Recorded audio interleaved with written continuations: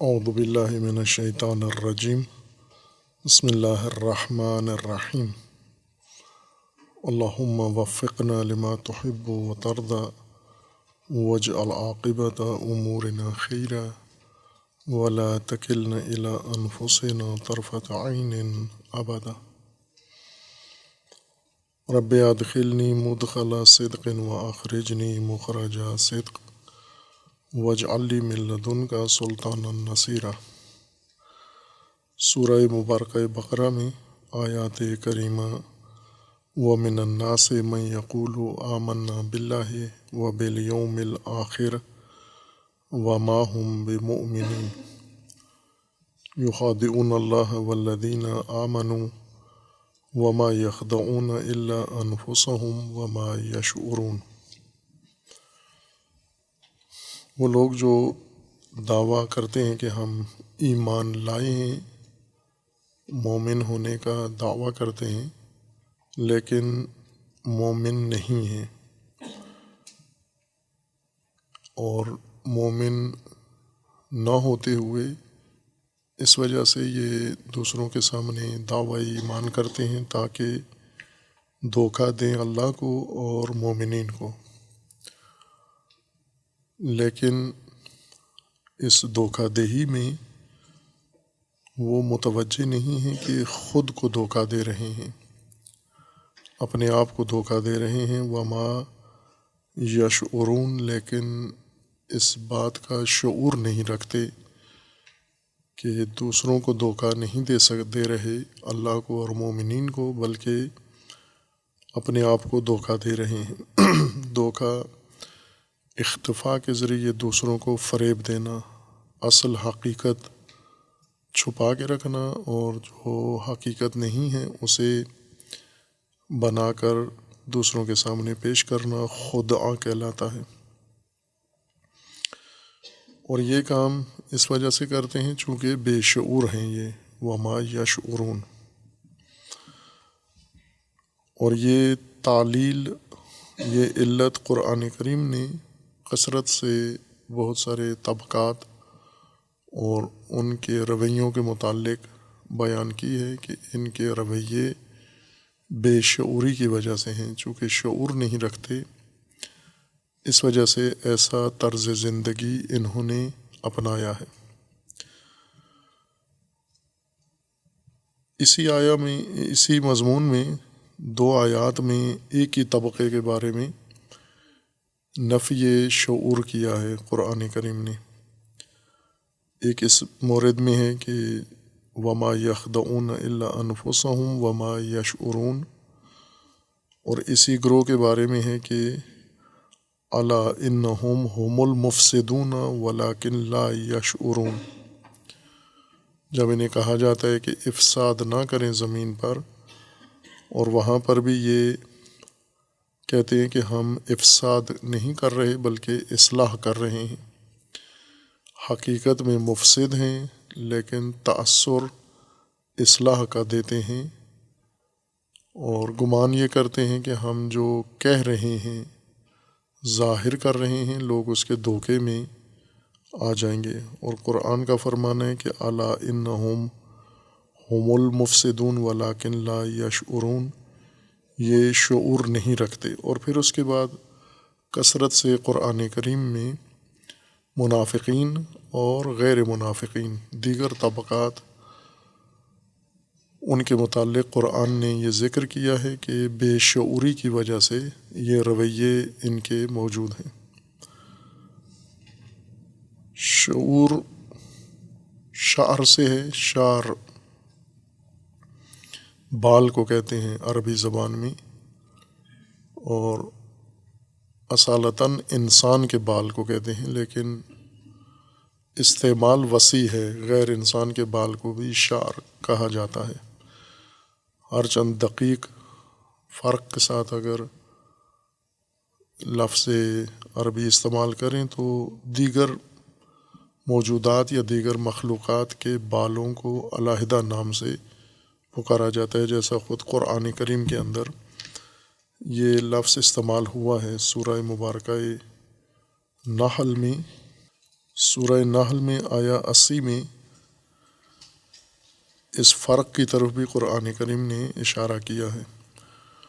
واللہ جعل لکم من بیوتکم سکنا وجعل لکم من جلود الانعام بیوتا تستخفونها یوم ظعنکم ویوم اقامتکم ومن اصوافها واوبارها واشعارها اساسا ومتاعا الی حین۔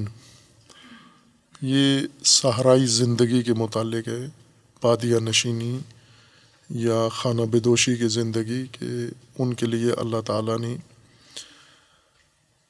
جعل لکم من بیوتکم سکنا، تمہارے بیوت کو تمہارے لیے مسکن بنایا ہے اللہ نے، اور جانوروں کی کھالیں تمہارے لیے اللہ تعالیٰ نے ان سے بھی بیوت بنائی ہیں، اور انہیں ہلکا رکھا ہے تاکہ تم جب کوچ کرو یا پڑاؤ ڈالو دونوں صورتوں میں آسان ہو یہ گھر بنانا بھی اور یہ گھر سمیٹنا بھی، جیسے خیمے ہوتے ہیں کوچ نشینوں کے یا خانہ بدوشوں کے۔ اور پھر اس کے بعد ہے وَمِنْ أَصْوَافِهَا، انعام جانوروں اور مویشیوں کے بالوں سے، وہ بال 3 طرح کے ہیں، اصواف، اوبار و اشعار۔ تینوں کا معنی بال ہی ہے، صوف، وبر اور شعر۔ ان سے تمہارے اساس یعنی سامان، ضرورت کے وسائل بنتے ہیں، وَمَتَاعًا إِلَىٰ حِینٍ، اور کچھ وقت کے لیے تمہارے لیے یہ سامان بنتا ہے ان سے۔ اب یہاں پر قرآن کریم نے فرق بیان کر دیا ہے کہ شعر اور بال ہیں، اوبار علیحدہ بال ہیں، اور اصواف علیحدہ بال ہیں۔ لیکن اگر اس فرق کو ملحوظ نہ رکھا جائے اور استعمال سب کو شعر کہا جائے تو بھی جائز ہے، استعمال میں ٹھیک ہے، ان کو بال کہہ سکتے ہیں اور کہتے بھی ہیں استعمالات میں۔ شعور کو شعر اس وجہ سے کہا گیا ہے کہ شعور ادراک اور فہم کو کہتے ہیں، اور خاص قسم کے ادراک کو شعور اس لیے کہا گیا کہ جس میں دقت ہو، چونکہ بال دقیق ہوتا ہے، باریک ہوتا ہے، اور باریک چیز کو دیکھنا تیز بصارت کے ذریعے ممکن ہے، تیز انسان کی بینائی تیز ہو تاکہ باریک چیزوں کو دیکھ سکے۔ عام طور پر محاورے میں استعمال ہوتا ہے باریک بینی یا باریک بین انسان، جو بہت باریک چیزوں کو بھی دیکھنے پر قادر ہے۔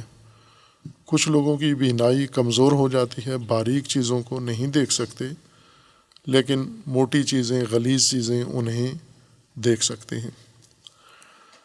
اور معانی میں بھی یہی 2 قسمیں ہیں، جیسے اجسام میں ہیں۔ اجسام میں کچھ بہت ہی باریک اجسام ہیں، دقیق ہیں، ان میں دقت ہے، اور کچھ ایسے جسیم یا غلیظ اجسام ہیں جن کے اندر ان کا قطر بڑا ہے یا ان کی جسامت بڑی ہے۔ بڑی جسامت جن کی ہو وہ عام آنکھ سے، ضعیف آنکھ سے بھی انسان دیکھ سکتا ہے، لیکن باریک اجسام جنہیں انسان اگر نگاہ تیز ہو تو دیکھ سکتا ہے، ورنہ نہیں دیکھ سکتا۔ اور خصوصاً کچھ ایسی چیزیں ہیں جو اگر نگاہ انسان کی تیز بھی ہو تو وہ باریک اجسام نہیں دیکھ سکتا، جیسے ذرہ بینی موجودات کہتے ہیں، ذرہ بینی موجودات، یعنی ذرہ بین کے ذریعے جس کو دیکھا جاتا ہے۔ ذرہ بین سے مراد مائکروسکوپ، جو مائکرو سائز کے موجودات ہیں، مائکرو جسامت ہے جن کی، یعنی بہت چھوٹی نہ دکھنے والی، ان موجودات کے لیے انسان نے وسائل بنائے ہیں، عدسے بنائے ہیں، اور ان عدسیوں کے ذریعے سے انسان دیکھتا ہے، جو اینک میں بھی استعمال ہوتا ہے یہ عدسہ، ایسا شیشہ جو چھوٹی چیز کو بڑا کر کے دکھاتا ہے۔ اور اسی طرح دوربینوں میں یا نزدیک بین چیزوں کو بھی انسان ان میں عدسہ استعمال کر کے دیکھتا ہے، عدسے کا کام یہ ہوتا ہے کہ وہ آئینہ خاص قسم کا جو چھوٹی چیز کو بڑا کر کے دکھاتا ہے، اپنی جسامت سے بڑا کر کے. خوب یہ سب باریک چیزیں ہیں. ان باریک چیزوں کو دیکھنے کے لیے انسان کی بینائی تیز ہو یا بینائی کے آلات وسائل ایسے ہوں جو چھوٹی چیزوں کو بڑا کر کے اس کے سامنے پیش کریں. جیسے اجسام میں دو قسم کے اجسام ہیں، مائکرو اجسام ہیں اور بڑے جسامت والے اجسام ہیں. اسی طرح معانی میں بھی دو قسم کے معانی ہیں. کچھ معانی بہت باریک ہیں اور کچھ معانی موٹے ہیں، درست ہیں یا غلیظ معانی ہیں. یعنی جن معانی کا مطلب یا مفہوم اتنا گہرا نہیں ہے، اتنا باریک نہیں ہے، عام استعمال میں ہیں، معمول کے ہیں معانی، ان کو روزمرہ انسان سمجھ سکتا ہے. جیسا کہ روزمرہ جن چیزوں سے انسان کو سروکار پڑتا ہے ہر آدمی کو یہ معانی معلوم ہوتے ہیں. جیسے پانی، اس کا مفہوم معنی سب کو پتہ ہوتا ہے کہ ایک سیال مادہ کو پانی کہتے ہیں. یا کھانا، یہ ہر آدمی کو معلوم ہے، اندھا ہو نابینا ہو اسے معلوم ہے. یا جیسے دیواریں ہیں، یا جیسے راستے ہیں، درخت ہیں، آسمان ہے، یہ موٹے موٹی مفاہیم ہیں جنہیں سب انسان جانتے ہیں. لیکن کچھ معانی ایسے ہیں جو باریک ہیں، گہرائی ہے ان معانی کے اندر اور روزمرہ استعمال میں نہیں ہیں. انہیں سمجھنے کے لیے تیز ذہانت کی ضرورت ہے. جیسے چھوٹے باریک مائکرو جسموں کو دیکھنے کے لیے باریک اور تیز بینائی کی ضرورت ہے، باریک معانی کو اور گہرے معانی کو سمجھنے کے لیے تیز ذہن کی ضرورت ہے، ذہانت کی ضرورت ہے. چونکہ وہ باریک ہیں جس چیز کو انسان دیکھتا ہے، لہٰذا وہ ذہانت جو باریکی کو سمجھ سکے اس ذہانت کو شعور کہتے ہیں. یعنی شعر کی طرح دقیق و باریک چیزوں کو سمجھنے والی ذہانت، اس کو عربی زبان میں شعور کہا جاتا ہے.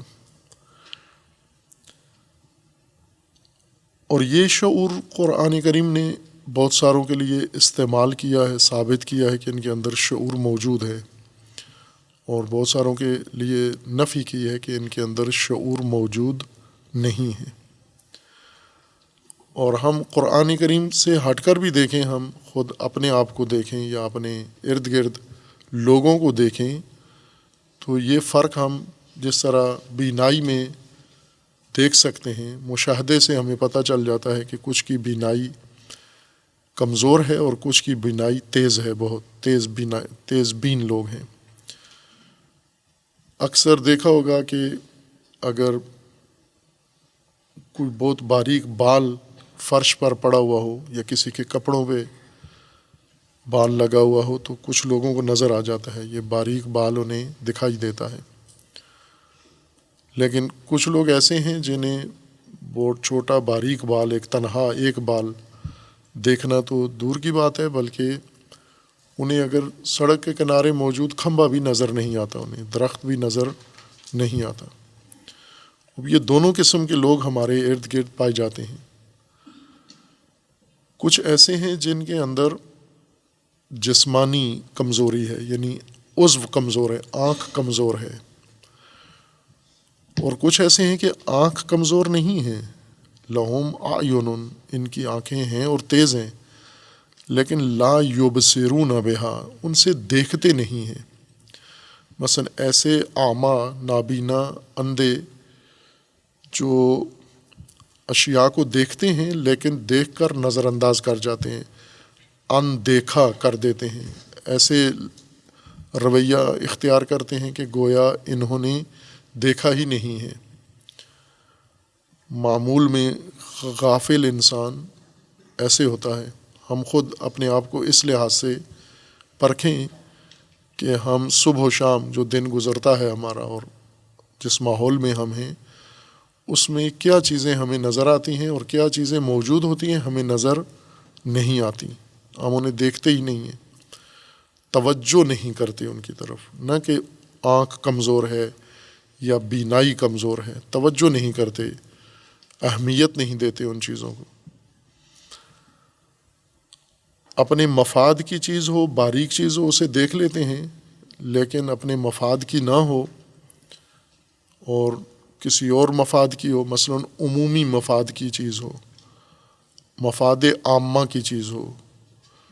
جیسے مثلا یہاں تعلیمی ادارے کے اندر جو کچھ موجود ہے وہ مفاد عامہ سے تعلق رکھتی ہے وہ چیز، یعنی یہاں ہر چیز اس کے اندر مفاد ہے، لیکن سب کا مفاد ہے، سب کا فائدہ ہے، عامت الناس کا مفاد ہے اس کے اندر. اور یہ عامت الناس کا مفاد یہ ہمیں نظر نہیں آتا. ہم پودے توڑ دیتے ہیں، ہم کچرا پھینک دیتے ہیں راستے میں. یہ روزمرہ رویوں میں شعور دیکھیں آپ، لا یشعرون کون ہیں؟ مثلا یہ جو راستے میں جاتے جاتے تھوک دیتے ہیں، راستہ ہوتے ہوئے کج راہ سے چلتے ہیں، کسی ایسی جگہ سے پھلانگتے ہیں جہاں راستہ نہیں ہے، یا کوئی آگے جا رہا ہے اور وہ جاتا ہوا اسے نظر نہیں آتا، اسے ٹکر لگا دیتے ہیں. یا مثلا جوتے رکھے ہوئے ہیں، کسی کے جوتے کے اوپر جوتا اتار دیتے ہیں. یہ سب بے شعور ہیں. بے شعور سے مراد یعنی انہیں یہ چیزیں نظر نہیں آ رہی، ان کو نظر انداز کر رہے ہیں. اگر شعور ہوتا انسان کے اندر، شعر یعنی باریکیاں، دقیق مسائل کو انسان اگر مراعات کرے تو یہ ساری چیزیں اسے معلوم ہے کہ یہ آداب کا حصہ ہے، یہ اخلاقیات کا حصہ ہے، یہ مفاد عامہ کی چیز ہے. یہ جو میں عمل کر رہا ہوں، یہ میرا عمل یہ تأثر کیا قائم کر رہا ہے، اس سے دوسروں کو ضرر پہنچ رہا ہے، نقصان پہنچ رہا ہے، فائدہ پہنچ رہا ہے، میں دوسروں کے حقوق کو نظر انداز کر رہا ہوں، میں قانون کی حدود کو نظر انداز کر رہا ہوں. اور ہم جس ماحول میں ہیں، جیسی ہماری پرورش ہوتی ہے، جیسا نشاندہی بار بار ہوتی ہے کہ ہمارا ماحول ہی ہمارا پروان چڑھانے والا ہے، ہمیں پرورش کرنے والا ماحول، یہ آغوش یہ ہے. اس آغوش نے ہمیں بے شعور تربیت کیا ہے، شعور زندہ نہیں کیا. شعور ہماری تربیت میں داخل نہیں ہوا، نہ تعلیم میں ہے نہ تربیت میں ہے. تعلیم اور تربیت میں ذاتی مفاد، شخصی مفاد اور اپنی جو ذات سے جو چیزیں تعلق رکھتی ہیں ان کے بارے میں ہماری تربیت و ہماری تعلیم ہے. نہ کہ جس ماحول میں ہم رہتے ہیں، جس فضا میں ہم رہتے ہیں، اس کے ساتھ تعلق رکھنے والی چیزوں کو بھی ہم نے دیکھنا ہے، ان کو بھی ہم نے مراعات کرنا ہے، ان کو بھی ہم نے سنبھالنا ہے، ان کو بھی ہم نے بنانا ہے. یہ شعور نہیں ہے. مثلا ہم دیکھیں، ایک قوم ہے، ملت ہے، سماج ہے پاکستان. اس قوم اور ملت میں شعور ہے یا نہیں ہے؟ ہم قرآنی میزان پر اس کو پرکھیں. شعور اس ذہانت کو کہتے ہیں جس کے ذریعے سے دقیق، باریک اور گہری چیزوں کو سمجھا جا سکتا ہے. خوب ہم دیکھیں گے آیا ہماری قومی تربیت ہوئی ہے، ہمارے یہاں تعلیم دی جاتی ہے، اسکول موجود ہیں، تعلیمی ادارے موجود ہیں، مذہب موجود ہے، دین موجود ہے، دینی مذہبی ادارے موجود ہیں، اور یہ سب اپنی آغوش میں افراد کو پرورش دے رہے ہیں، یا یہ سماج ایک ماں کی طرح اپنی آغوش میں اتنے بچے پال رہا ہے. لیکن یہ بچے آیا اتنی باریکی سے امور کو دیکھتے ہیں، سمجھتے ہیں کہ ہماری حرکات و سکنات، ہمارے ماحول، ہمارے معاشرے پر کیا اثر ڈال رہی ہیں یہ چیزیں. شعور کے بغیر زندگی گزارتے ہیں. یعنی عمومی ماحول میں اگر ہم دیکھیں تو ہمیں تنہا چیز جو نظر نہیں آتی وہ شعور ہے. شعور نہیں نظر آتا، مفاد نظر آتا ہے، شکم پرستی نظر آتی ہے، انا پرستی نظر آتی ہے، خود غرضی نظر آتی ہے، ذاتی مفاد نظر آتا ہے، اپنا فائدہ نقصان نظر آتا ہے. لیکن یہ باریکیاں، یہ گہرائیاں، یہ لطافتیں، یہ ظرافتیں، یہ نفاستیں، یہ نہیں دکھتی ہمیں۔ اسی سے ہم سارے غافل ہیں، نہ کسی بیماری، جسمانی بیماری کی وجہ سے کہ ہمارے اعضاء کمزور ہیں۔ آنکھ نہیں ہے کمزور، آنکھ موجود ہے اور بصارت بھی تیز ہے، لیکن ذہانت نہیں ہے۔ شعور ذہانت کا نام ہے، جو باریک بینی والی ذہانت ہوتی ہے، وہ شعور نہیں ہے۔ اس لیے ہم اگر دیکھیں کہ ہمارے ہاتھوں سے کتنا نقصان ہوتا ہے، سماجی نقصان ہم جو پہنچاتے ہیں، مثلا ماحول کی آلودگی میں ہمارا کتنا حصہ ہے۔ شور کرتے ہیں، ایک تعلیمی ادارے کے اندر جب میں بولتا ہوں، گفتگو کرتا ہوں، تو اس صوتی آلودگی میں میرا کتنا حصہ ہے۔ آج دن آپ دیکھتے ہیں یہاں مساجد میں 10-20 بندے بیٹھے ہوتے ہیں اور اسپیکر آن کر کے 5-10 کلومیٹر تک لوگوں کو تکلیف پہنچا رہے ہوتے ہیں۔ اپنی طرف سے بڑے خوش ہیں کہ ہم ایک عبادی کام کر رہے ہیں، ہم بڑا ذکر کر رہے ہیں، اللہ کا ذکر کر رہے ہیں اور رسول اللہ کا ذکر کر رہے ہیں، یا ہم دینی ذکر کر رہے ہیں، نعتیں پڑھ رہے ہیں، لیکن شعور نہیں ہے۔ شعور اگر ہوتا تو یہ دھیان ہوتا کہ ہم کتنی آلودگی پھیلا رہے ہیں، صوتی آلودگی، کہ اس قرب و جوار میں اگر کوئی کال آ جائے، اس کو اسپیکر کی آواز اتنی زیادہ ہے کہ یہاں سے 2 کلومیٹر دور تک لوگ اپنے فون پر، موبائل پر کال نہیں سن سکتے، کسی کو کال کر نہیں سکتے، اتنی صوتی آلودگی ہے۔ گھروں کے اندر لوگ آرام نہیں کر سکتے، یا اگر آس پاس اسکول ہوں، ان کے اندر کلاسیں ہو رہی ہوں اور مسجد میں اسپیکر اس لوڈ کے ساتھ بج رہا ہو، چل رہا ہو، وہ استاد پڑھا نہیں سکتا۔ ہم کتنی آلودگی ایجاد کرتے ہیں۔ جتنی بھی ہم یہ آلودگی ایجاد کرتے ہیں، اتنے ہی بے شعور ہیں ہم، یعنی ہمیں یہ احساس نہیں ہے۔ شعور اس باریک احساس کا نام ہے۔ ہمیں یہ احساس نہیں ہے کہ ہمارا کام کتنی آلودگی پھیلا رہا ہے۔ اسی طرح ہم گندگی پھیلاتے ہیں، جس ماحول میں رہ رہے ہیں اس کو گندا کتنا رکھا ہوا ہے۔ گھر ہے اپنا، یا اقامت گاہ ہے اپنی، یا شہر ہے اپنا، محلہ ہے اپنا، یہ محلہ اتنا گندا ہے، اس سے گزرنا لوگوں کے لیے دشوار ہے۔ کس نے کیا ہے؟ اسی محلے کے رہائشیوں نے گھروں میں کچرا ایجاد کیا ہے اور وہ کچرا اٹھا کے گلیوں میں پھینک دیا ہے۔ یہی باریکیاں، یہی لطافتیں، نفاستیں ایک ذہانت کے لیے رکھی گئی ہیں کہ وہ سمجھیں۔ جس کو یہ شعور ہے وہ نہیں کرتا یہ کام۔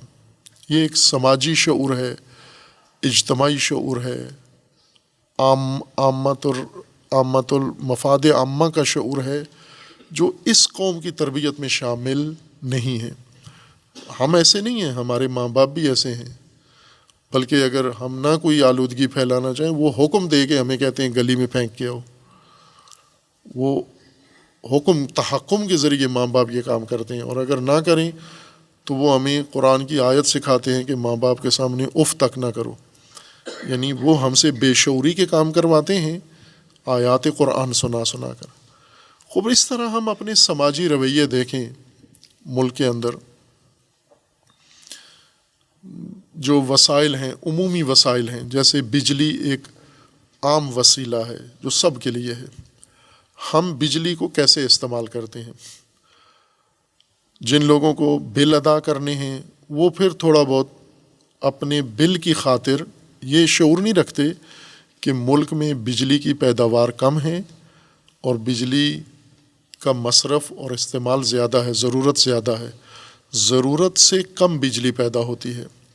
اب جس ملک میں ضرورت سے کم بجلی پیدا ہو، وہاں ان لوگوں کو ضرورت کے مطابق فقط بجلی استعمال کرنی چاہیے، یا ضرورت سے بھی تھوڑا کم کر کے۔ اگر انہیں 2 بلب کی ضرورت ہو، 1 بلب کے ذریعے سے ضرورت پوری کریں۔ اگر 2 پنکھوں کی ضرورت ہے، 1 پنکھے کے ذریعے ضرورت پوری کریں، لیکن اس کے لیے شعور چاہیے، یعنی یہی فہم باریک، ذہانت چاہیے دقیق، جو ان حقائق کو، ان اصولوں کو، ان ضوابط کو، ان آداب کو سمجھے، یہ شعور اسی چیز کا نام ہے۔ اور اس طرح ہم زندگی کے ہر معاملے میں نگاہ کریں، مشکل کیا ہے، وما یشعرون وہم لا یشعرون، شعور نہیں رکھتے۔ بے شعوری کی وجہ سے یہ تباہیاں ہیں۔ یہ سماج جس کے اندر اتنا فساد ہے، اتنی بدعنوانی ہے، اتنی اس کے اندر چوری ڈکیتی ہے، اس کے اندر لاقانونیت ہے، اس کے اندر امنیت نہیں ہے، اس کے اندر محفوظ کچھ بھی نہیں ہے، یہ بے شعوری کی وجہ سے ہے۔ اور ان جو چیزیں بے شعوری کی وجہ سے وجود میں آئی ہیں، انہیں شعور کے ذریعے ختم کیا جا سکتا ہے، نہ پولیس کے ذریعے اور نہ فوج کے ذریعے اور نہ ہی نصیحتوں کے ذریعے، خالی واز کے ذریعے۔ مثلا بے شعور انسان ہے جس میں شعور نہیں ہے، اس کے سامنے گھنٹوں واز ہوتا رہے، اس کے لیے برابر ہے اب واز کریں یا نہ کریں، انذار کریں یا نہ کریں۔ سامنے ہے ہی بے شعور طبقہ ہے، تو ان کو سمجھانا نہ سمجھانا، پڑھانا نہ پڑھانا، بتانا نہ بتانا ان کے لیے برابر ہے۔ شعور انسان کو، بے شعوری انسان کو جانور سے نیچے پست کر دیتی ہے، جیسا قرآن نے فرمایا ہے کہ جن کے اندر یہ شعور مر جاتا ہے، یعنی یہ باریک فہم اور گہرائی والی فہم، لطافت والی فہم، نفاست والی فہم اور ظرافتوں والی فہم، یہ جس انسان کے اندر مر جائے، ایک طرح سے اس کی انسانیت مر چکی ہے، اب اس کی جگہ پر ایک حیوانی لاش ہے جو زندگی گزار رہی ہے، قرآن کریم کے اصول کے مبنا کے مطابق ہے۔ اس لیے قرآن کریم اصل بیماری کی بنیاد کو پکڑ رہا ہے کہ یہ ان کے رویے کیوں ایسے ہیں۔ یہ نافہم جو نہیں ہیں اس بات کا اظہار کرتے ہیں، وہ کیوں کرتے ہیں؟ شعور نہیں ہے، بے شعور ہیں۔ جو حقیقت ہے اسے پنہان رکھ کے اور جعلی چیزیں لوگوں کے سامنے من گھڑت پہ بیان کرتے ہیں۔ کیوں کرتے ہیں یہ کام؟ تاکہ اس کے ذریعے سے لوگوں کو دھوکہ دیں، معاشرے کو دھوکہ دیں، سماج کو دھوکہ دیں، اور اللہ کو دھوکہ دیں، نظام کو دھوکہ دیں، سسٹم کو دھوکہ دیں۔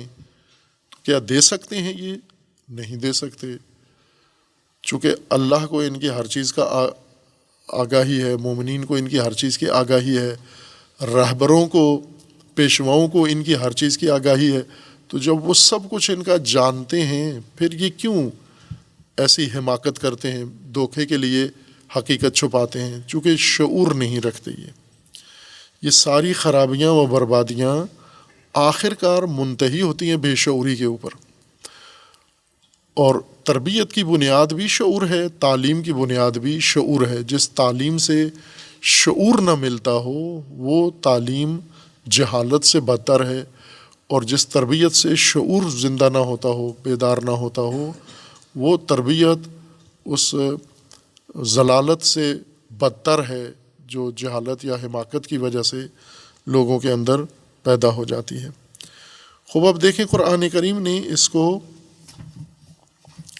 اس بے شعوری کے آثار کتنے ذکر کیے ہیں اور کس طرح سے ذکر کیے ہیں، اور یہ سب ہماری رہنمائی کے لیے ہیں کہ بے شعوروں کے یہ حالات ہیں۔ تو آپ دیکھیں، مثلا ہم قرآن بند کر کے صرف قرآنی مبنا کو مد نظر رکھیں کہ شعور ایک ذہانت اور فہم ہے جس کے ذریعے سے انسان باریک، گہری، لطیف، نفیس اور ظریف حقیقتوں کو اور معانی کو اور امور کو سمجھتا ہے۔ خوب آیا ہم میں ہے یہ شعور؟ اتنی گہرائی ہے ہمارے اندر، اتنی باریک بینی ہے، اتنی باریک چیزوں کو ملحوظ رکھتے ہیں ہم، ادب آداب میں، معاشرت میں، لین دین میں، رویوں میں، زندگی گزارنے میں توجہ ہی نہیں ہے۔ خوب جب شعور نہیں ہے تو وہ جو موٹی ذہانت ہے وہ تو جانور میں بھی ہے۔ جانور کو بھی درخت نظر آتا ہے، کھیت نظر آتا ہے، چارہ نظر آتا ہے، جانوروں میں نر کو مادہ نظر آتی ہے باقاعدہ۔ آپ جانوروں کے رویے دیکھیں، جانور جو نر ہے وہ مادہ دیکھ کے اس کی کیا حالت ہو جاتی ہے۔ یہ تو جانور میں بھی ہے، یہ حیوانات کے اندر بھی ہے۔ اسے تو نہیں انسانیت کہتے. انسان اسی شعور کی وجہ سے انسان ہے، اور وہ نہیں ہے تو باقی سب نابود ہے. خوب یہ لطافتیں قرآن کریم نے مختلف شعبوں کی ذکر کی ہیں. ان میں سے سورہ مبارکہ بقرہ میں اگر ہم ترتیب قرآن کریم کے ساتھ چلیں تو سورہ مبارکہ بقرہ میں آیا 154 میں ہے. ان دو آیات کے علاوہ جو جن کی طرف اشارہ ہوا، آیا 9 سورہ بقرہ کی اور آیا 12 میں وما یخدعون الا انفسهم وما یشعرون، اور دوسری آیت اسی گروہ کے بارے میں ہے کہ الا انہم هم المفسدون ولکن لا یشعرون. انہی منافقین کے بارے میں ہے، فساد کر رہے ہوتے ہیں، نام اس کا اصلاح رکھا ہوا ہے. خوب اسی مطلب کو ہم دیکھیں، فسادی جو مصلحین کے نام سے سرگرم ہیں، بے شعور ہیں سارے. مثلا ابھی آپ سیاست دیکھیں، پاکستان میں جو حالیہ سیاست ہو رہی ہے، فساد کے علاوہ کچھ بھی نہیں ہے. لیکن جب ان سے پوچھو کیوں کر رہے ہیں، یہ ملک کی آزادی کے لیے، قوم کی آزادی کے لیے، ترقی کے لیے، فلاں کے لیے اتنا فساد کر رہے ہیں. وما وہم لا یشعرون، شعور نہیں رکھتے، بے شعور، شعور نہیں رکھتے، فہم نہیں رکھتے کہ یہ فساد ہے، یہ اصلاح نہیں ہے. اور جو ان کو مصلح سمجھتے ہیں، مفسد نہیں سمجھتے، وہ ان سے بھی بڑے بے شعور ہیں. اسی طرح مذہبی دنیا میں تفرقہ پھیلاتے ہیں، نفرت پھیلاتے ہیں، فرقہ واریت پھیلاتے ہیں اور اس کا نام اصلاح رکھتے ہیں. اور جب انہیں کہا جائے یہ فساد ہے، دعویٰ رکھتے ہیں کہ ہم مصلحون ہیں. یہی بے شعوری ہے تمہاری کہ تمہیں اصلاح اور فساد میں فرق نظر نہیں آتا. بھائی کہ اتنا باریک بھی نہیں ہے، موٹا فرق ہے اصلاح اور فساد کے اندر، یہ بھی تمہیں نظر نہیں آتا. اس طرح بے شعوروں سے زمین بھری ہوئی ہے، بے شعوروں کی نسلیں ہیں، اور پہلی نسل سے دگنی دوسری نسل پیدا ہوتی ہے، اور ان کے اور 2 گنا بے شعوری ان کے اندر آتی ہے. ہر نئی نسل بے شعور تر تربیت پا رہی ہے. اصلاح کے نام پر فساد، یہ سب سے بڑی بے شعوری اس وقت دنیا میں موجودہ انسانی نسل میں ہے. اور خصوصاً جس قوم میں ہم ہیں، یہ بے شعوری میں تمام درجات طے کر چکی ہے، تمام ریکارڈ توڑ چکی ہے، آخری حد پر، بے شعوری کی آخری حد پر جا پہنچی ہے. اور سورہ بقرہ میں ہی پھر ہے آیا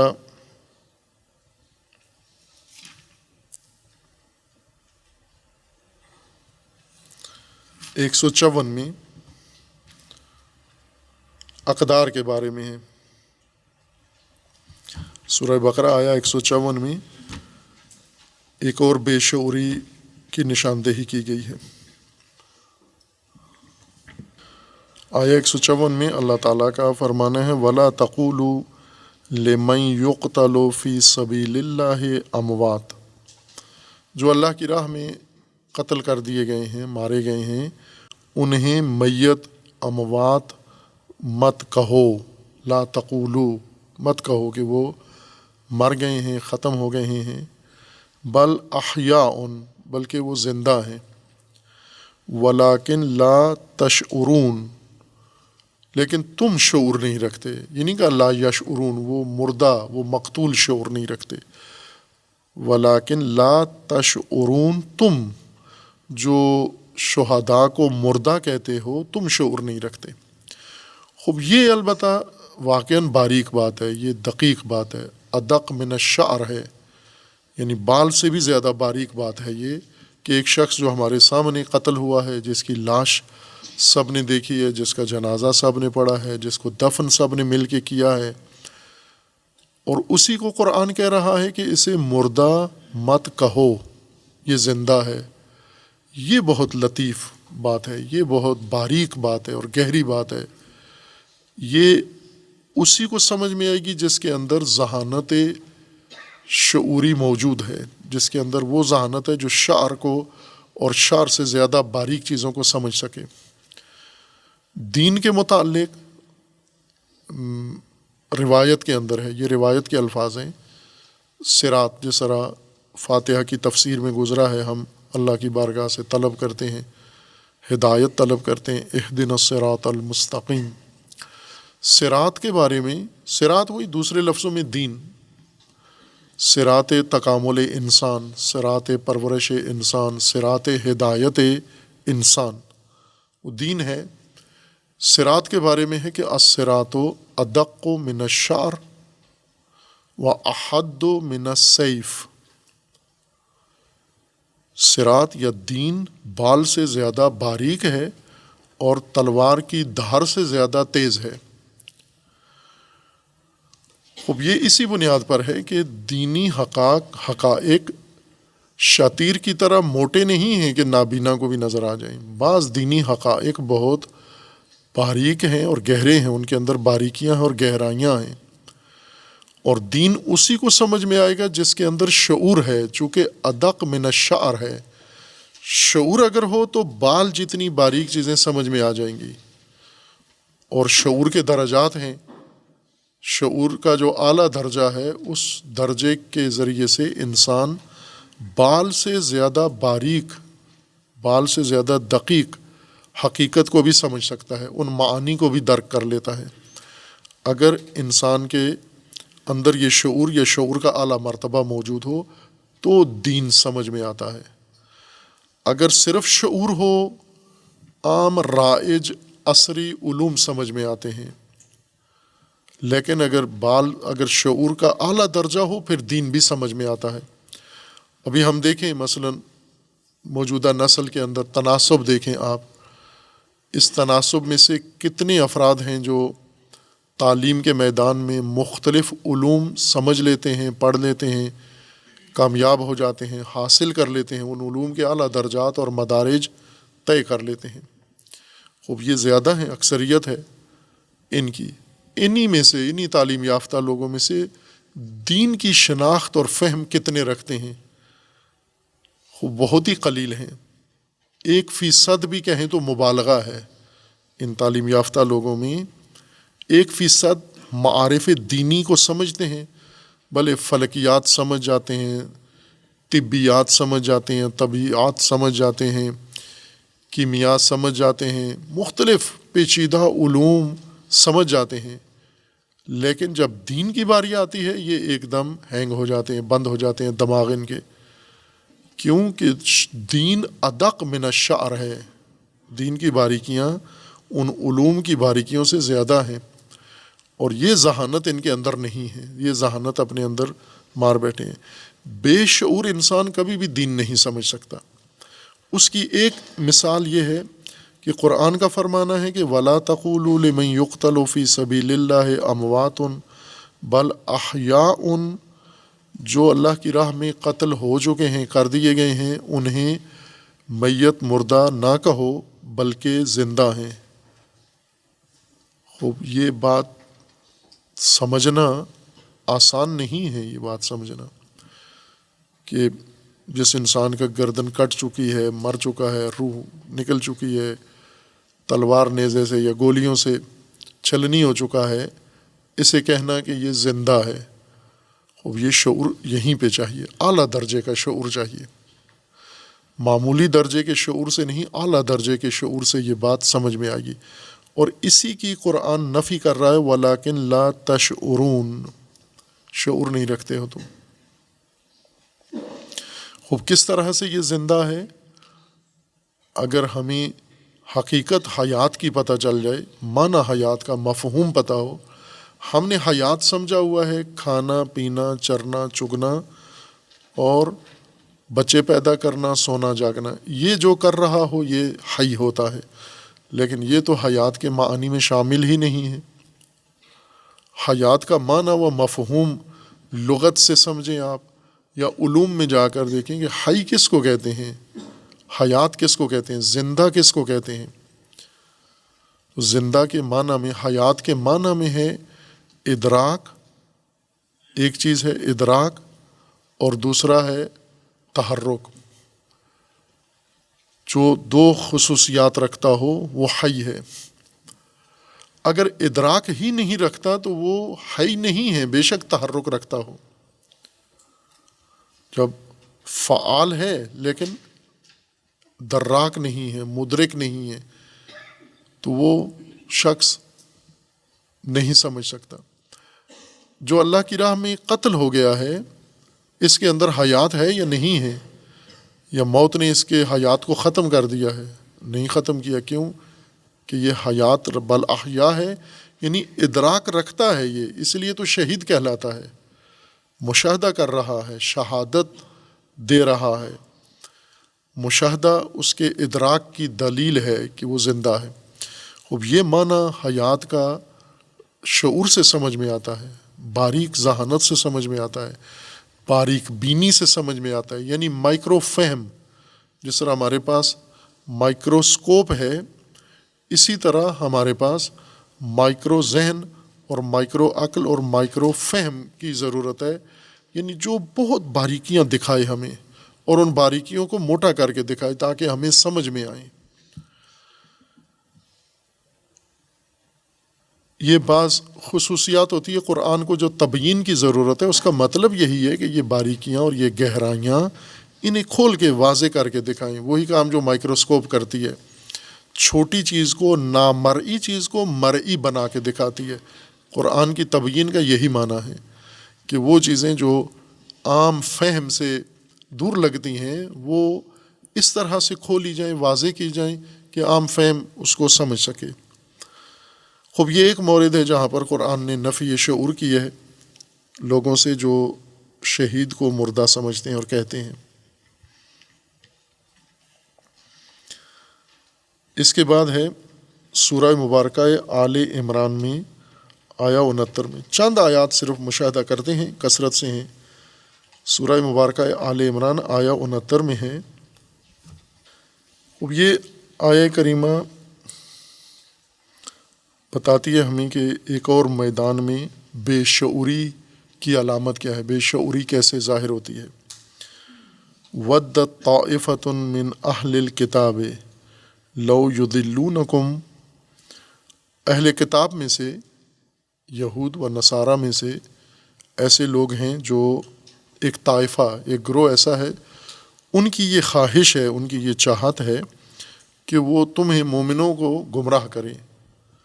جو لوگ اسلام پہ ایمان رکھتے ہیں، قرآن پہ رکھتے ہیں، رسول اللہ صلی اللہ علیہ وآلہ وسلم کی رسالت و خاتمیت پر ایمان رکھتے ہیں، یہ اہل کتاب ان کو گمراہ کرنا چاہتے ہیں۔ یضلونکم وما یضلون الا انفسہم، اور وہ آتے ہیں آ کر مومنوں کو گھیرتے ہیں۔ اضلال ہم اس کو گمراہی معنی کر دیتے ہیں، اور خود گمراہی بھی مبہم سا تصور ہمارے ذہن میں ہے۔ گمراہی ایک طرح کی گالی کے طور پر ہم استعمال کرتے ہیں، بڑا گمراہ آدمی ہے، یعنی پستی اور گھٹیا کے معنی میں استعمال کرتے ہیں۔ اس کے لیے الگ الفاظ ہیں قرآن میں، گھٹیا، پست، اور یہ الفاظ اس کا معنی دلالت نہیں ہے، ہدایت کے مقابلے میں ہے۔ ہدا و ضلع، ضلالت کا عام ترجمہ جو اس مغلوب اور مخلوط اور مغلوط اردو میں کنفیوژن ہوتا ہے، مغلوط اردو میں کنفیوژن، یعنی ایسا انسان جس کو سمجھ نہ آ رہی ہو صورتحال کی، جس صورتحال سے دوچار ہے اس کی سمجھ نہ آ رہی ہو اس کو کہ کیا ہو رہا ہے اور مجھے کیا کرنا ہے، مثلا چارہ کیا ہے یہاں پر۔ مشکل سمجھ میں نہیں آ رہی، مشکل کی وجہ سمجھ میں نہیں آ رہی، مشکل کا رائے حل سمجھ میں نہیں آ رہا، چند باتیں سامنے آتی ہیں ان میں سے صحیح کی تشخیص نہیں ہو رہی، مثلا تجاویز بہت ساری دے دی گئی ہیں، یہ وہاں پھنس گیا ہے، اس کو ساری تجویزیں اچھی لگتی ہیں، اس کو کہتے ہیں یہ انسان ہے ضلالت میں مبتلا ہے۔ گھٹیا، پست، چور و چکا کو نہیں کہتے ضلالت والا انسان، ظال، مضل، اس کے لیے علیحدہ الفاظ قرآن نے استعمال کیے ہیں، وہ لغت ہی علیحدہ ہے۔ ضال کا مطلب ہوتا ہے یعنی ایسا متحیر انسان جو نافہمی کی وجہ سے رکا ہوا ہے، اس کو معلوم نہیں ہو رہا کہ ان دو باتوں میں سے صحیح بات کون سی ہے۔ ان چند تجاویز میں سے صحیح تجویز کون سی ہے، ان متعدد گروپوں میں سے صحیح گروپ کون سا ہے، ان متعدد جماعتوں میں سے صحیح جماعت کون سی ہے، ان متعدد افراد میں سے صحیح فرد کون سا ہے، ان متعدد علماء میں سے صحیح عالم کون سا ہے، ان متعدد راستوں میں سے صحیح راستہ کون سا ہے۔ جو یہ نہ سمجھ سکے اسی کو کہتے ہیں ضال، اور جو اس طرح سے حیران کر دے اور کنفیوز کر دے اس کو کہتے ہیں مضل۔ یہ مضل انسان ہے۔ یہ اہل کتاب یہی چاہتے ہیں، کنفیوز کرتے ہیں آپ کو، جو ابھی موجودہ زمانے میں کثرت سے ہو رہا ہے۔ جیسے میڈیا، سوشل میڈیا خصوصاً ابلاغ عامہ، یہ مضل ہے، سب سے زیادہ مضل ہے، کیونکہ جتنی کنفیوژن اس وقت لوگوں کے اندر، عوام میں، جوانوں میں، عورتوں مردوں میں پائی جاتی ہے، وہ اس کے ذریعے سے ہے۔ یہ لوگوں کے سامنے سچ، جھوٹ، حق، باطل، کچرا، ڈھیر، سب کچھ حق بنا کر، ملمع کر کے، رنگ چڑھا کے اس کو پیش کر دیتے ہیں۔ ابھی ایک عام، اور سب کو پتہ ہے کہ جھوٹ ہے یہ، لیکن مزاج اس طرح کے ہیں، چونکہ بے شعوری مزاج بن جاتا ہے، بے شعوری کے نتیجے میں مزاج وجود میں آتا ہے۔ اور آگے ہم بات کریں گے جب مرض میں پہنچیں گے، فی قلوبہم مرض، اس بے شعوری کا بھی قرآن نے علت بیان کی ہے کہ یہ کیوں ہے، یہ مرض کی وجہ سے بیماری ہے ان کو، وہاں پر ذکر کریں گے، وضاحت ہو جائے گی مزاج کس چیز کو کہتے ہیں۔ اضلال یہ ہے کہ آگے بیمار اذہان، بیمار قلوب، بیمار انسان ہیں جن کے مزاج کے اندر خرابی ہے، خلل ہے، اور جب ان کے سامنے جھوٹ پیش کرے تو بھی قبول کرتے ہیں۔ اس وقت موجودہ انسانی نسل اس گمراہی کے اس حد تک پہنچ گئی ہے کہ اسے معلوم ہے، 100% اسے باور ہے کہ جھوٹ ہے، لیکن مانتی ہے اس جھوٹ کو، کیونکہ فی قلوبہم مرض، بیماری کا شکار ہیں، یہ شعور نہیں ہے ان کے اندر۔ اہل کتاب لو یضلونکم، بہت خواہش رکھتے ہیں دل سے کہ تمہیں متحیر کریں، تمہیں کنفیوز کریں، اور کرتے بھی ہیں۔ اس وقت بھی یہود و نصارہ کے ہاتھوں کنفیوز مسلمان، اکثریت قاطع ان کی ہے، یہود و نصارہ کے ہاتھوں جو کنفیوز ہو چکے ہیں۔ یعنی ایسے کثرت سے آپ نے سنے ہوں گے جو یہ کہتے ہیں کہ مثلا وہ اسلام ان کے پاس ہے۔ مثلا یہ بعض بزرگان کے بارے میں کہا جاتا ہے نا کہ وہ یورپ گئے اور واپس آئے تو انہوں نے، ان سے پوچھا گیا کیا دیکھا، تو انہوں نے کہا میں نے مغرب میں اسلام دیکھا ہے، مسلمان نہیں تھے، اور مشرق میں مسلمان ہیں، اسلام نہیں ہے۔ یہ اسی کنفیوژن کا نام ہے کہ مغرب میں ان کو اسلام نظر آتا ہے، مسلمان نظر نہیں آتا، وہاں نہ اسلام ہے نہ مسلمان ہے، بلکہ جو مسلمان ہیں وہاں پر بھی وہ بھی اگر غور کریں تو کنفیوز ہیں در حقیقت، اور یہ جو مشرق میں بیٹھے ہوئے یہ کنفیوز ہیں۔ یہ جو مغربی نصاب پڑھتے ہیں، مغربی تعلیم پڑھتے ہیں، یہ جو سوچتے مغربی ہیں، پہنتے مغربی ہیں، بولتے مغربی طرز پر ہیں، یہی گمراہ ہیں۔ اہل کتاب نے کر دیا ہے ان کو گمراہ، ضلالت میں ڈال دیا ہے، یعنی اس کنفیوژن میں ڈال دیا ہے۔ اب اس کنفیوژن کے بعد بعض انکار کر دیتے ہیں، کفر کر دیتے ہیں، اسلام کا، دین کا، ہدایت کا دور ہو جاتے ہیں، عملی طور پر دور ہو جاتے ہیں۔ ممکن ہے زبان سے نہ کرتے ہوں، شناختی کارڈ میں نام اپنا وہی رکھا ہوا ہے، بعضوں نے تو نام تبدیل کر لیے ہیں۔ بعض ایسے ہیں، یعقوب ماں باپ نے نام رکھا تھا کسی پاکستان کے پنجاب کے کسی علاقے میں، اور جب یورپ میں گیا، امریکہ میں، تو جیکب اپنا نام اس نے رکھ لیا۔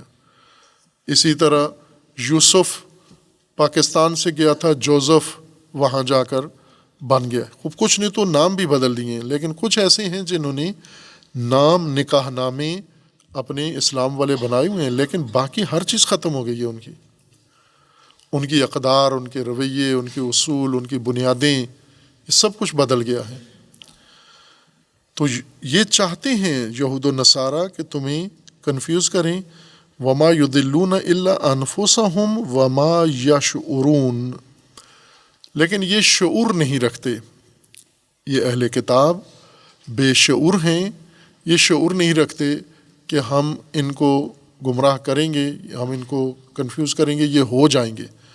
اب ظاہر ہے کہ یہ مومنین کے بارے میں ہے، یہ سیاق آیت کا مومنین کے بارے میں جا رہا ہے کہ ان اول الناس بابراہیم للذین اتبعوہ وہذا النبی والذین آمنوا واللہ ولی المؤمنین۔ اس سیاق میں بات ہو رہی ہے، مومنین کی بات ہو رہی ہے اور ملت ابراہیم کی بات ہو رہی ہے، پیروان حضرت ابراہیم کی بات ہو رہی ہے۔ انہیں کوئی گمراہ کرنے کا سوچے وہ بے شعور ہی ہو سکتا ہے، جو یہ سمجھے کہ میں حضرت ابراہیم کے پیروکاروں کو، میں رسول اللہ صلی اللہ علیہ وآلہ وسلم کے مومنوں کو اور رسول اللہ کو اور ان کے ساتھیوں کو میں کنفیوز کر دوں گا، یہ بے شعور انسان ایسا سوچ سکتا ہے اور یہ بے شعوری کی علامت ہے ان کی۔ لیکن موجودہ نسل حضرت ابراہیم سے کتنے فاصلے پہ کھڑی ہوئی ہے اور رسول اللہ صلی اللہ علیہ وآلہ وسلم سے کتنے فاصلے پہ کھڑی ہوئی ہے۔ مسلمانوں کی نسل یہ خود ان کے عملی زندگی گواہی دیتی ہے، ان کے بارے میں کسی بیرونی شہادت کی ضرورت نہیں ہے۔ واللہ ولی المؤمنین۔ اس کے بعد ہے وَدَّت طَائِفَةٌ مِّنْ أَهْلِ الْكِتَابِ لَوْ يُضِلُّونَكُمْ۔ ان کو، یہ جو پکے راہ ابراہیم پر ہیں، دین حنیف پر ہیں، جنہوں نے دائیں بائیں سے رخ موڑ کے سیدھا رائے حق پہ اپنا رخ کر لیا ہے، انہیں وہ دھوکہ دے لیں اور انہیں کنفیوز کر دیں، یہ ان کی بے شعوری ہے۔ اور اسی طرح سورہ انعام آیت 26 میں ایک اور بے شعور گروہ اور بے شعوری کی مثال قرآن کریم نے ذکر کی ہے۔ وہ گروہ جو رسول اللہ صلی اللہ علیہ وآلہ وسلم کی تبلیغ اور ارشاد اور تربیت و تعلیم کے مقابلے میں آتے ہیں اور لوگوں کو، نسل کو گمراہ کرتے ہیں، جو آج کثرت سے ہیں۔ یہ آیہ کریمہ آج کی نسل کو زیادہ بہتر بیان کر رہی ہے اس زمانے کے لوگوں کی نسبت۔ وَمِنْهُمْ آیا 25 اور 26 میں سورہ مبارکہ انعام میں ہے، وَمِنْهُمْ مَنْ يَسْتَمِعُ إِلَيْكَ، کچھ ایسے ہیں جو یستمع الیک، یعنی ایسے تأثر دیتے ہیں کہ آپ کی بات سن رہے ہیں لیکن نہیں سن رہے۔ کچھ ایسے ہوتے ہیں نا، جیسے ابھی درس میں کچھ بیٹھے ہوتے ہیں، یہ تأثر دے رہے ہوتے ہیں کہ سن رہے ہیں یا سمجھ رہے ہیں، لیکن نہ سن رہے ہیں نہ سمجھ رہے ہیں۔ ایسے ہی کسی مجلس میں ایک بڑا مجمع بیٹھ جاتا ہے، جو رخ اس سخنور کی طرف، سخنران کی طرف ہوتا ہے، لیکن ایک لفظ بھی ان کے کان میں نہیں پڑ رہا۔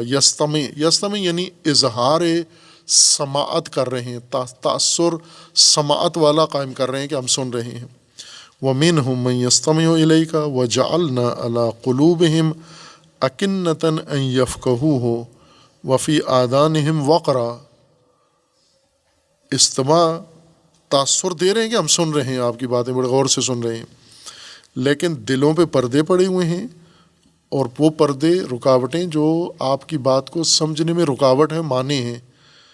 وفی آذانہم وقرا، اور ان کے کانوں کے اندر رکاوٹیں ہیں، ان کے کانوں کے اندر وہ وقر ہیں، وہ اوزان ٹھونس دیے گئے ہیں، ڈاٹ ان کے اندر دبا دیے گئے ہیں۔ وَإِن يَرَوْا كُلَّ آیَةٍ لَا يُؤْمِنُوا بِهَا، کوئی بھی نشانی ان کو دیں یہ ماننے والے نہیں ہیں۔ حَتَّى إِذَا جَاءُوكَ يُجَادِلُونَكَ، اور جب بھی آپ سے پالا پڑتا ہے، آپ کے پاس آتے ہیں، بیٹھتے ہیں، سامنا ہوتا ہے، فوراً آپ سے کج بحثی شروع کر دیتے ہیں، جدال شروع کر دیتے ہیں۔ یقول الذین کفروا ان ھذا الا اساطیر الاولین، اور یہ منکرین، کافر، آیات قرآن کے بارے میں، قرآن و اللہ کی وحی کے بارے میں کہتے ہیں کہ یہ پرانے افسانے ہیں، یہ قصے ہیں پرانے پارینہ، یہ آیات نہیں ہیں، اللہ کا کلام نہیں ہے۔ اب ان کے بارے میں کہ وَهُمْ يَنْهَوْنَ عَنْهُ، نہ ہی کرتے ہیں، دوسروں کو روکتے ہیں کہ خبردار اس طرف مت جانا۔ وَيَنْأَوْنَ عَنْهُ، اور دور بھی ہیں، نہ ہی دوسروں کے لیے ہیں، نہ ہی اپنے لیے ہیں۔ ینأون وینہون، دور روکتے بھی ہیں اور دور بھی ہیں، خود بھی دور ہیں، دوسروں کو بھی روکتے ہیں کہ آپ بھی مت جاؤ۔ وَأَن يُهْلِكُونَ إِلَّا أَنفُسَهُمْ وَمَا يَشْعُرُونَ،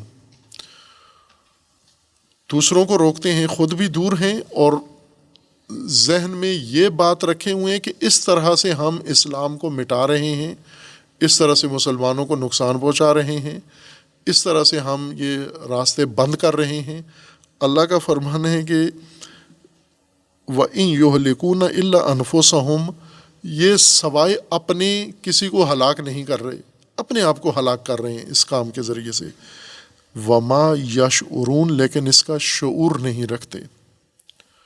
خوب اس کی مثالیں رسول اللہ صلی اللہ علیہ وآلہ وسلم کی زمان کی ہیں کہ کرتے تھے یہ کام۔ رسول اللہ سے پہلے حضرت ابراہیم خلیل علیہ الصلاۃ والسلام، حضرت موسیٰ، حضرت عیسیٰ علیہ السلام، انبیاء کے بارے میں۔ رسول اللہ کے بعد ائمہ اطہار کے ساتھ بھی یہی کام تھا، یہی عیناً یہی رویہ، ینہون و ینأون، ائمہ سے دور اور ائمہ کے پاس جانے سے لوگوں کو روکنے والے کہ آپ ائمہ کے پاس مت جاؤ، اہل البیت کے پاس، خود بھی دور ہیں اور لوگوں کو بھی روک رہے ہیں، اور فکر یہ کرتے ہیں، سوچ یہ رہے ہیں کہ اہل البیت کو نقصان پہنچا رہے ہیں، اور مکتب اہل البیت و رسول اللہ کے مکتب کو تباہ کر رہے ہیں۔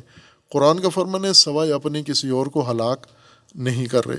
اور اسی طرح پھر آپ تاریخ میں آئیں، ہم اپنے معاصر زمانے میں حتماً مثال اس کی رکھیں، چونکہ ہم ماضی کی مثالیں دے کر گویا اپنے آپ سے یعنی قرآن سے دور بھی ہو جاتے ہیں کہ ہماری بات تو نہیں ہو رہی، یا ہمارے زمانے میں تو ایسا نہیں ہو رہا۔ آپ انقلاب اسلامی کو مثال قرار دیں، امام راحل نے ان کو ہدایت کا راستہ بتایا، یہی کام انہوں نے کیا، وَهُمْ يَنْهَوْنَ عَنْهُ وَيَنْأَوْنَ عَنْهُ، نہی بھی کی لوگوں کو اس طرف جانے سے اور دور بھی ہوئے، خود دور ہوئے، لوگوں کو روکا۔ اس طرح گمان کیا کہ انقلاب ختم کر رہے ہیں ہم، امام کا راستہ و فکر مٹا رہے ہیں ہم۔ قرآن کا فرمانا ہے کہ وَإِن يُهْلِكُونَ إِلَّا أَنفُسَهُمْ وَمَا يَشْعُرُونَ۔ اور اسی طرح پھر آگے کوئی بھی اصلاح کا قدم، کوئی بھی تربیت کا قدم اٹھایا جائے، یہ طبقہ اس کے مقابلے میں کھڑا ہو کر آ جاتا ہے، ینہون عنہ و ینأون عنہ، دور رہ کر لوگوں کو روکتے ہیں اس گمان کے ساتھ کہ یہ راستہ، یہ فکر، یہ تفکر، یہ ادارہ یہ ختم ہو جائے گا۔ قرآن فرماتا ہے وما یشعرون، یہ بے شعوری ہے ان کی، ان کے روکنے سے اور ان کی دور ہونے سے یہ کام نہیں ہوگا۔ یہ بہت اہم نکتہ ہے کہ یہ جو لوگ دور ہیں، ان دور لوگوں کے بارے میں عموماً مومنین بڑے فکر مند ہوتے ہیں، یعنی ان کی دوری کو اپنے لیے ایک نقصان، اپنے لیے ایک شکست، اپنے لیے ایک ضرر و زیاں سمجھتے ہیں، اور یہ سمجھتے ہیں کہ ان کی دوری ہمیں نقصان پہنچا رہی ہے اور ہم آگے نہیں بڑھ رہے۔